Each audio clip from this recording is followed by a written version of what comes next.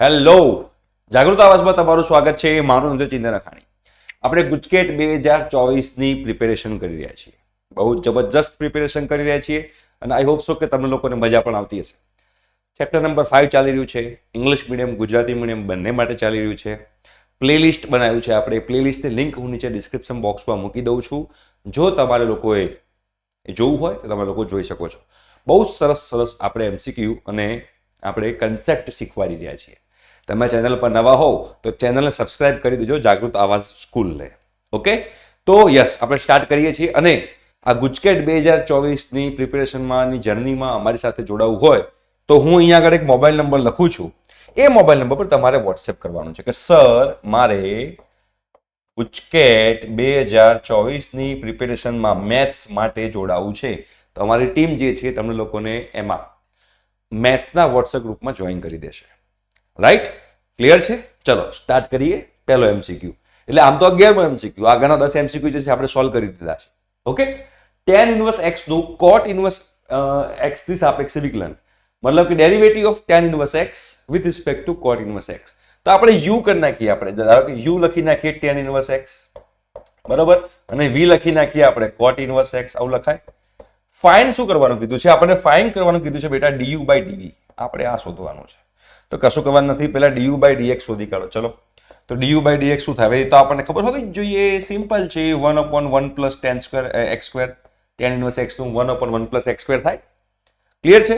અને જે dv by dx છે, dv બાય dx છે એ થશે -1/1 પ્લસ x સ્ક્વેર.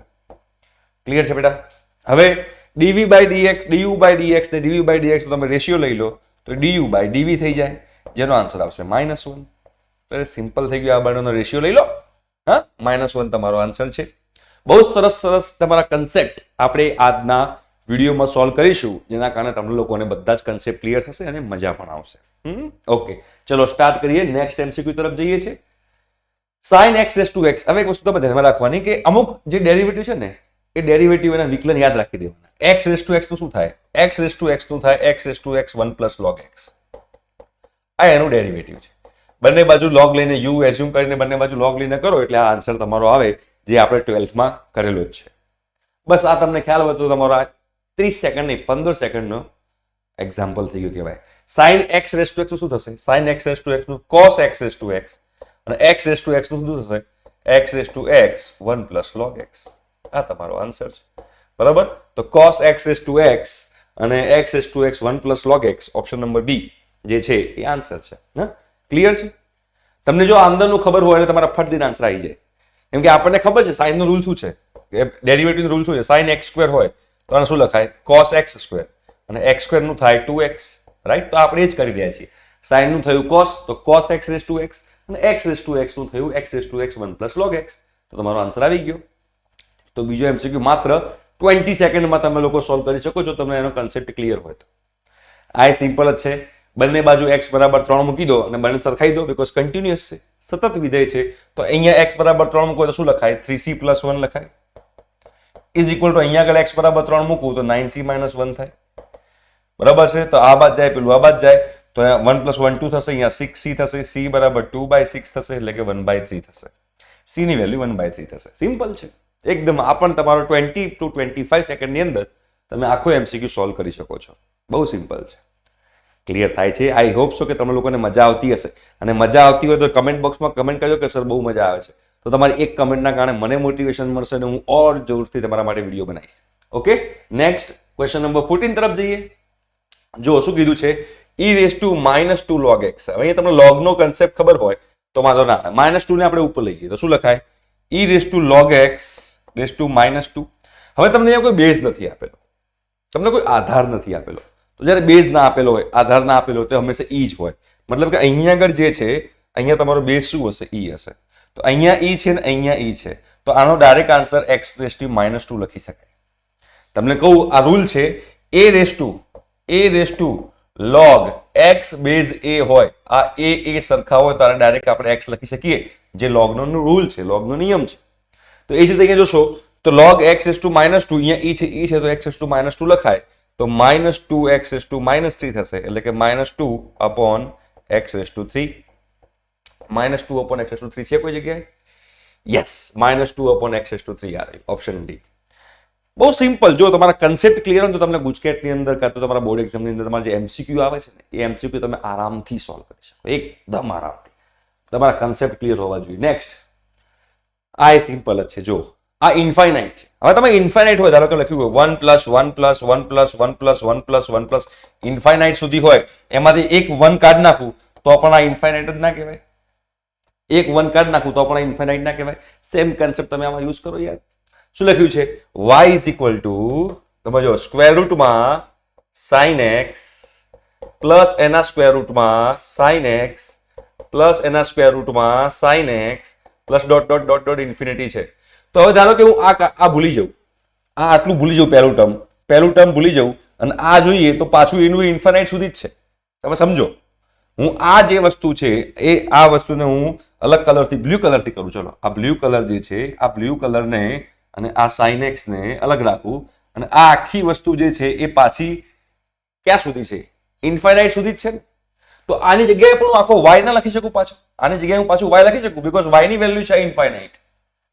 તો આ એક sin x છોડી બાકી આખું જે છે એને પાછું હું y તરીકે લખી શકું, બીકોઝ ઇન્ફાઇનાઇટ છે, અનંત છે. એમાંથી એક sin x નીકળી જશે તો કંઈ ફરક નહીં પડે. ભાઈ, દરિયામાંથી એક લોટો પાણી લઈ લે તો દરિયો જ કહેવાય.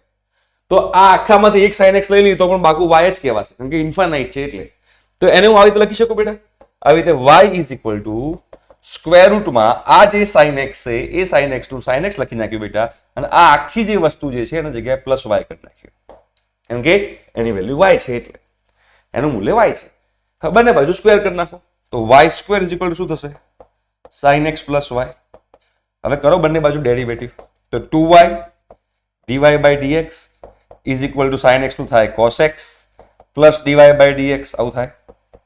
dy/dx ને આબર લઈ જાઓ તો 2y dy/dx is equal two cos x, બરાબર છે. અને હજુ એક વસ્તુ લખવાની રહી ગઈ, કશો વાંધો નહીં, લખી નાખીએ કે તમારા માટે જાનજી ગણ જલેબી છે યાર, તમને ક્યાં નાત પાડી છે. તો આને આબર લઈ જઈએ, શું થશે? જુઓ, 2y dy/dx minus dy/dx is equal two cos x. dy/dx ને કોમન કાઢીએ તો અંદર શું બચે? 2y minus 1 is equal to cos x. તો હવે તમને dy/dx તો મળી ગયું બેટા. શું થાય? જો, dy/dx is equal to cos x upon 2y minus 1. cos x upon 2y minus 1. Option B. હા, સરસ કન્સેપ્ટ છે. આ કન્સેપ્ટ બહુ બધી જગ્યાએ JEE માં બી આના બેઝ પર એક્ઝામ્પલ આવે છે, એટલે આપણને ખબર હોવી જોઈએ. ઓકે, નેક્સ્ટ શું કીધું છે? જો આ સમજવા જેવું એક્ઝામ્પલ છે, કન્સેપ્ચ્યુઅલ છે એકદમ. f of x બરાબર mod of x minus 1 plus mod of x minus 3 હોય તો f'2 શોધો. તો અહીંયા લખેલું છે અનડિફાઇન્ડ છે, વ્યાખ્યાયિત નથી, 2, 0 ને -2. હવે આમાં ઘણા બધા સ્ટુડન્ટ તકલીફ પડતી હશે કે અનડિફાઇન્ડ ક્યારે આવે, ક્યારે વિકલન શક્ય નથી, ક્યારે ડેરિવેટિવ પોસિબલ નથી. ઘણા બધા લોકોને આની અંદર કન્ફ્યુઝન થતું હોય છે, પણ એક વસ્તુ ધ્યાનમાં રાખવાની.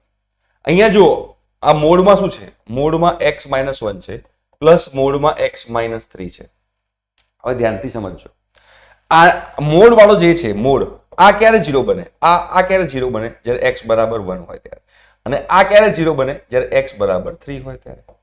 ઓબ્વિયસ છે, x બરાબર 1 હોય ત્યારે ને x બરાબર 3 હોય ત્યારે 0 બને. તો x ની જે વેલ્યુ માટે આ મોડ 0 બનતો હોય એ વેલ્યુ માટે એ ડિફાઇન ના હોય.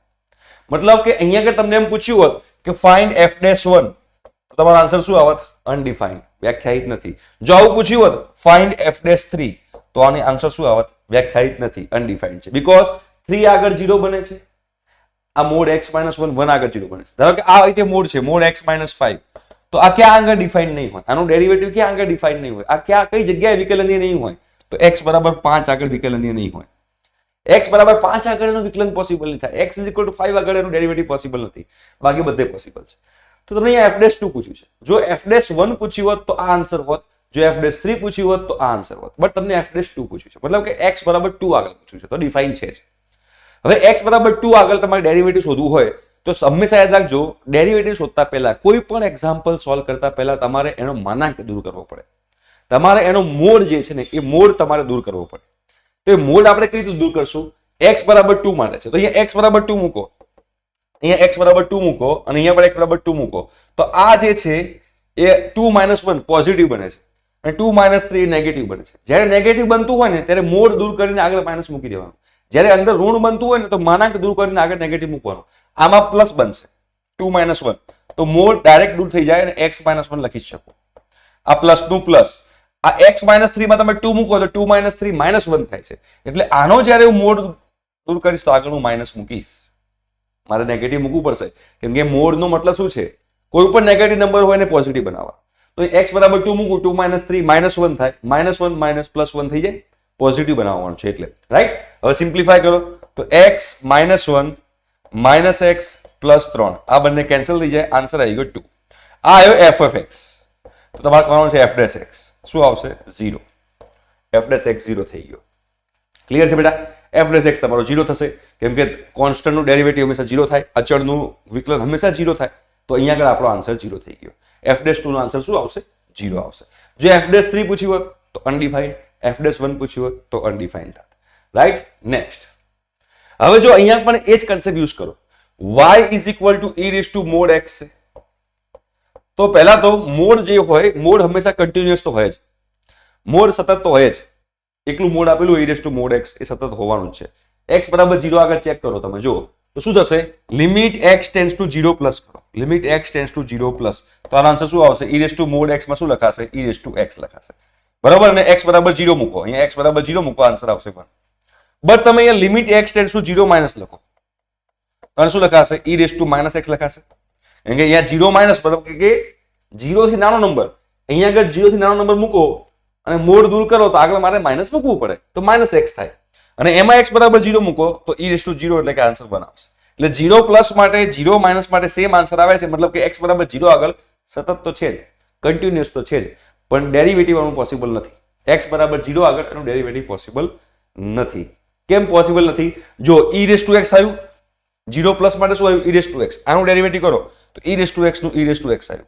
અહીંયા e(-x) આવ્યું, એનું ડેરિવેટિવ કરો તો e(-x) નું e(-x) અને x નું આવ્યું માઇનસ. તો આ બે ડેરિવેટિવ સરખા નથી.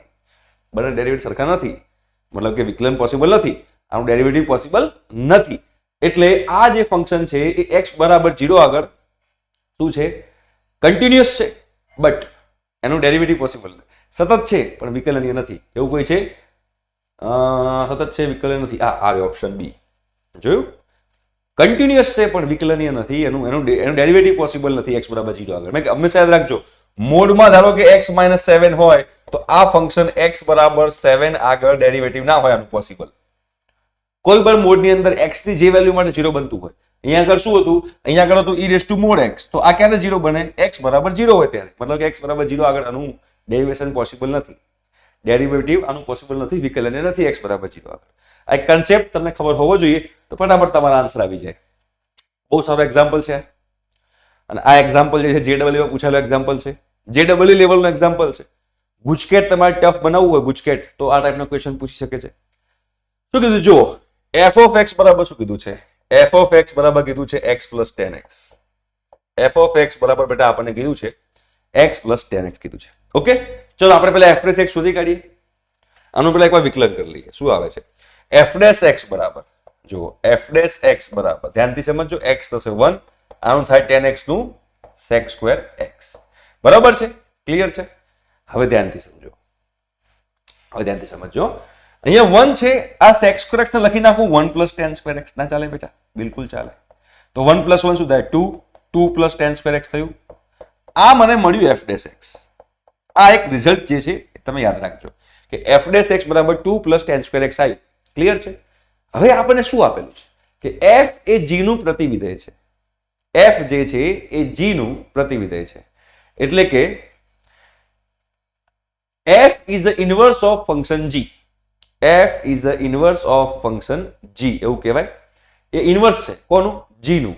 મતલબ કે આવું લખી શકાય કે f of x A g નું ઇન્વર્સ છે તો g of inverse x. આવું ના લખાય.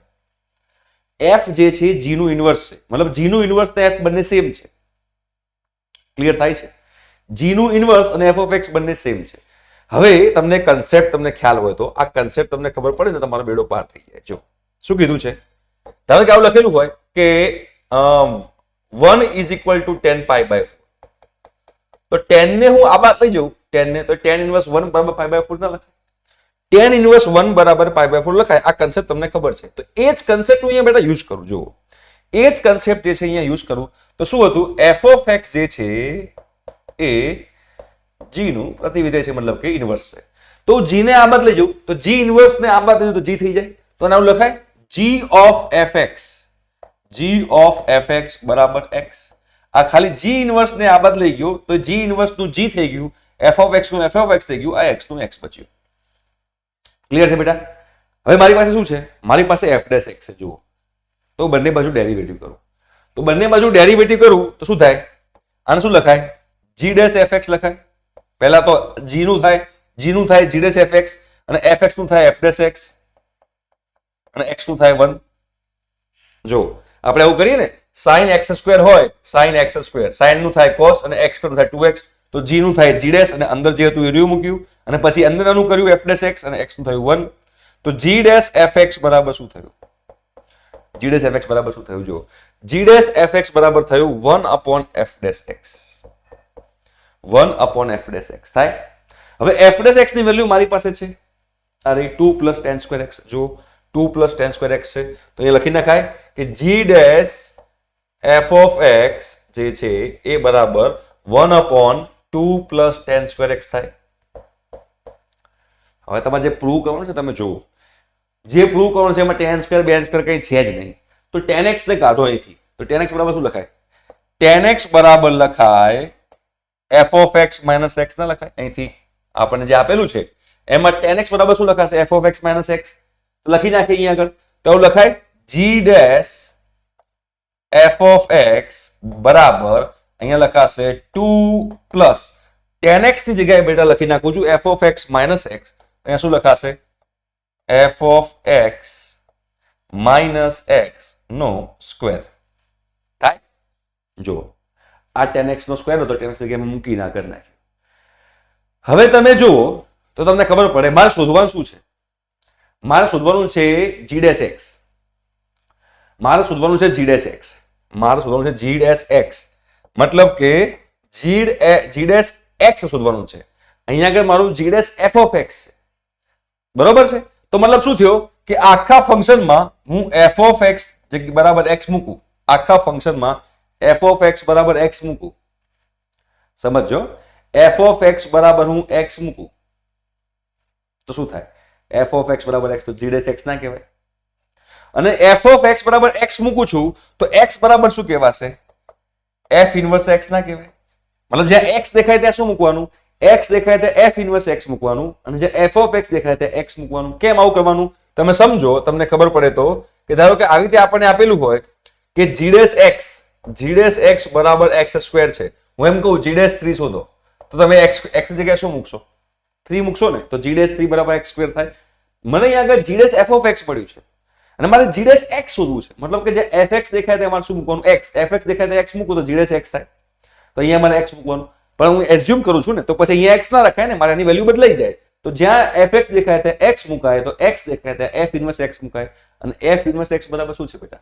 f ઇન્વર્સ x બરાબર, તમે જો બંને બાજુ ઇન્વર્સ લો અહીંયા આગળ, તો f ઇન્વર્સ x બરાબર શું લખાય? g ઓફ x ના લખાય? અહીંયા જુઓ, મતલબ કે f ઇન્વર્સ x બરાબર g ઓફ x લખાય. મતલબ કે એનો મતલબ એમ થયો કે જ્યાં જ્યાં f ઓફ x દેખાશે ત્યાં હું x મૂકીશ, અને જ્યાં જ્યાં x દેખાશે ત્યાં હું g ઓફ x મૂકીશ. તો ચેક કરો શું આવે છે. તો અહીંયા આગળ હું કીધું x, તો લખાય g ડેશ x બરાબર 1/2 પ્લસ fx દેખાય ત્યાં હું x મૂકીશ, અને આ x દેખાય ત્યાં હું g ઓફ x મૂકીશ. તો g ઓફ x નો સ્ક્વેર. આ તમારો આન્સર આવી ગયો. જો 1/2 plus x minus g of x નો square, 1/2 plus g of x minus x નો સ્ક્વેર આ રહ્યો. જો હવે g of x minus x લો કે x minus g of x લો, બધું સેમ જ કહેવાય. ક્લિયર છે? આ કન્સેપ્ચ્યુઅલ છે અને JEE માં પૂછાયેલું એક્ઝામ્પલ છે અને બહુ સારો એક્ઝામ્પલ છે. તો આ કન્સેપ્ચ્યુઅલ કહેવાય. હા, અઘરો કહેવાય. ગુજકેટમાં આ લેવલનો પૂછવાની શક્યતા ઓછી છે, બટ JEE માં પૂછાઈ શકે છે, એટલે મેં તમને અહીંયા આગળ કરાવ્યું. આ તો બહુ સિમ્પલ છે. હવે હા, sin cos ઇન્વર્સ x છે. હવે sin cos ઇન્વર્સ x, તો sin અને sin ઇન્વર્સ શું લખાશે? સ્ક્વેર રૂટમાં 1 માઇનસ x² લખાશે. બરોબર, આ x ની જગ્યાએ મેં લખી નાખ્યું આ, અને આ cos ઇન્વર્સ નો કરી નાખ્યું sin ઇન્વર્સ. આ બંને કટ થઈ ગયા. હવે કરો ડેરિવેટિવ તો સ્ક્વેર રૂટમાં 1 માઇનસ 1 અપોન એક્સ સ્ક્વેર હોય તો તમને ખબર પડવી જોઈએ કે આને શું લખાશે. જો આને આપણે કહીએ તો 1 માઇનસ એક્સ સ્ક્વેરની 1/2 પાવર કહેવાય. તો 1/2 પાવર આગળ 1 માઇનસ એક્સ સ્ક્વેરની -1/2 થઈ જશે અને એક્સ સ્ક્વેરનું થાય -2x તો 2 કેન્સલ થઈ જશે એટલે -x અપોન સ્ક્વેર રૂટમાં 1 માઇનસ એક્સ સ્ક્વેર તમારો આન્સર છે. સિમ્પલ ડેરિવેટિવ છે, એકદમ સિમ્પલ ડેરિવેટિવ, આવડી જાય એવું પપલું, એકદમ સિમ્પલ ડેરિવેટિવ હતું. આવડે ને? આવડવું જ જોઈએ. આ તો બહુ સિમ્પલ હતું. મેં cos ઇન્વર્સ x ને sin ઇન્વર્સ x માં કન્વર્ટ કર્યું. sin ઇન્વર્સ કટ થઈ ગયા, 1 માઇનસ x નું ડેરિવેટિવ કર્યું તો -x અપોન સ્ક્વેર રૂટમાં 1 માઇનસ એક્સ સ્ક્વેર તમારો આન્સર છે. રાઈટ?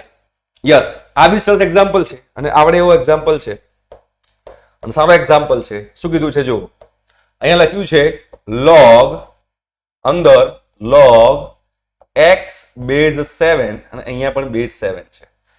હવે આ જે વસ્તુ છે એને મારે પહેલા તો ઈ ના ફોર્મમાં લઈને આવવું પડે. ઈ ના ફોર્મમાં લઉં તો જ ડેરિવેટિવ થાય, બાકી ડેરિવેટિવ ના થાય, બાકી તો જ વિકલન થાય, બાકી વિકલન ના થાય. બેઝ ઈ હોય તો જ થાય, બાકી ના થાય.